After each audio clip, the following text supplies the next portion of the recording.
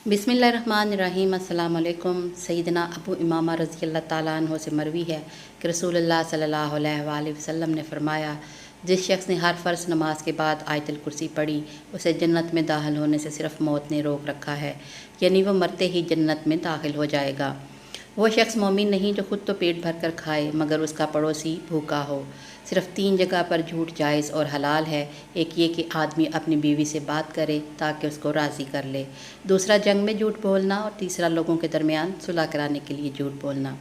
बंदा जब नमाज़ पढ़कर उसी जगह पर बैठा रहता है तो फरिश्ते उसके लिए दुआएं करते हैं, ए अल्लाह इस पर रहम फरमा, अल्लाह इसे बख्श दे, और ये दुआएं जारी रहती हैं जब तक उसका वज़ू बाकी रहता है। एक शख्स ने अर्ज़ की, या रसूलल्लाह सल्लल्लाहु अलैहि वसल्लम, इस्लाम के अहकाम व अमाल तो बहुत ज़्यादा हैं, मुझे कोई ऐसी बात बताएं कि मैं उसे लाजिम पकड़ लूँ। आप सल्लल्लाहु अलैहि वसल्लम ने फ़रमाया, तेरी ज़ुबान पे हर वक्त अल्लाह का ज़िक्र जारी रहे।